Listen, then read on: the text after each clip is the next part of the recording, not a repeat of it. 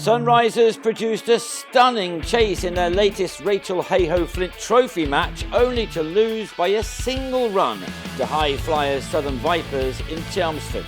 Kelly Castle inserted after winning the toss, only to see Ellen McCorkin go after Kate Koppak, whose second over with the new ball was smashed for 17 runs.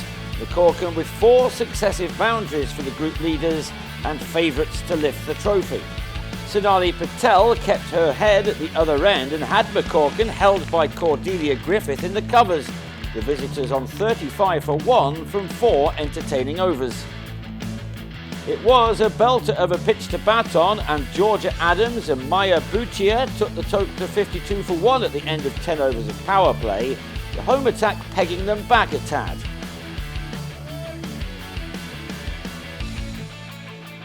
The total had moved on to 80 in the 14th when Buccia hit a full toss from Grace Scrivens to Joanne Gardner to fall for 30.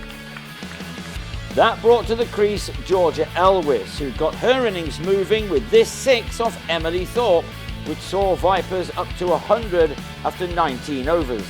With that platform ideally laid, Elwis and Adams were then able to wait for anything hittable as they moved through the middle overs. At the end of 30, they had eased the total along to 168 for 2. A fifth 4 to go with her 1 maximum took Elwis to her half-century off 63 balls, while Adams got to hers in the same over from 73.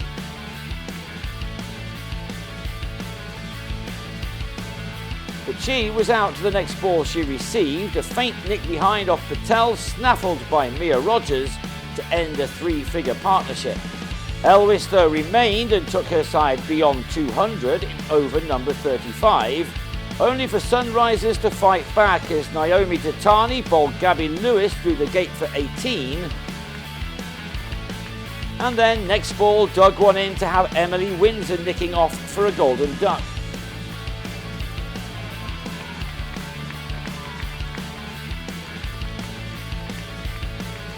With 10 overs to go, the total read 238 for 5, and Elwis was still there and looking good as she moved into the 90s.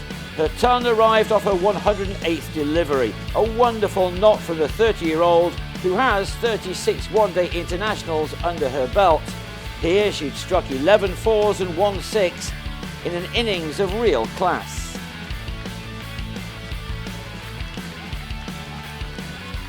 She'd added 62 runs for the 6th wicket with Paige Schofield, who now drilled Patel to Griffith to fall for 29.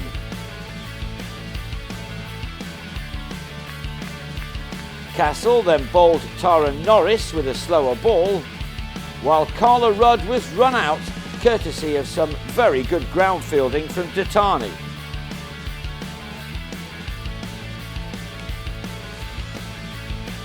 Elwis then took her side to 300 in the final over, ending her innings unbeaten on 112.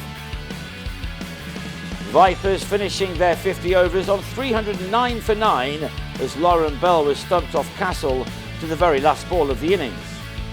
The pitch was good, the weather was too, but chasing 310 was never going to be easy. But with Griffith in outstanding form of late, she would have had belief, especially when her and Scrivens saw off the new ball, batting with comfort through the opening 10 overs, in which they took 52 runs off the target, an ideal start. Griffith has been scoring runs for fun in recent matches, and she is oozing confidence, as this shot for 6 emphasised. Her and Scrivens took 75 runs off 14 overs before the latter was bowled by a delivery that hardly even reached her, on her way now for 30. The comparative scores were very similar as the hosts brought up the 100 in over 19, Alice MacLeod now with Griffith and another to find the conditions to her liking. Griffith secured another 50 off 48 balls, and she knew that she needed to keep going, as Elwis had done for the visiting team earlier.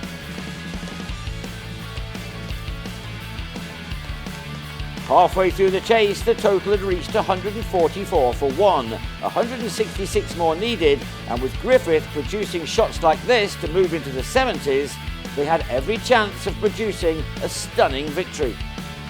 MacLeod supported her admirably as this pair added 112 runs for the second wicket, those runs occupying 18.5 overs. With 20 overs to go, Sunrisers were on 173 for 1, needing 137 more.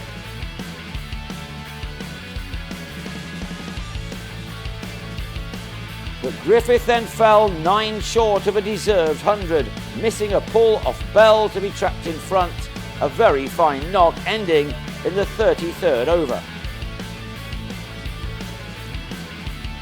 So MacLeod now took over. She knew that with her well set and conditions remaining very good to bat in, then the target was within reach.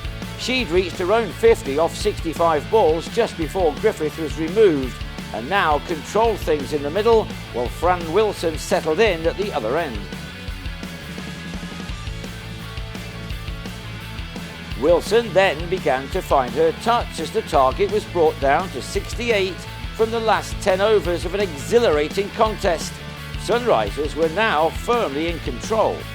However, they then lost MacLeod for 79, legged before to Elwes, who could do no wrong.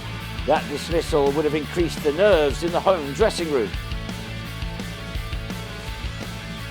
And when Datani followed in the next over, mishitting a full bunger to long off, the locker room floor would have been filling up with fingernails.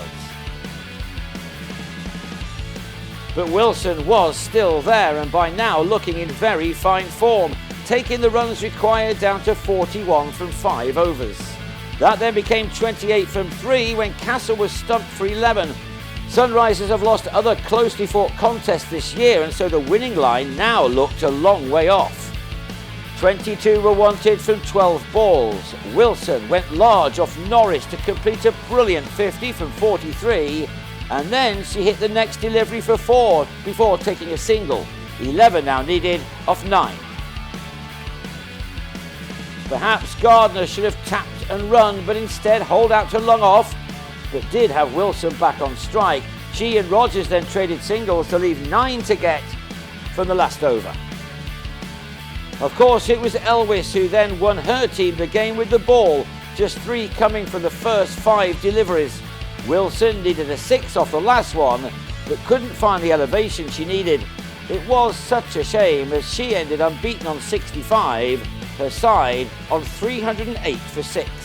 It meant a loss by just 1 run in what was a match which had just about everything. Sunrisers will hope to end the season on a high when they next head to Bristol to play Western Storm on Saturday.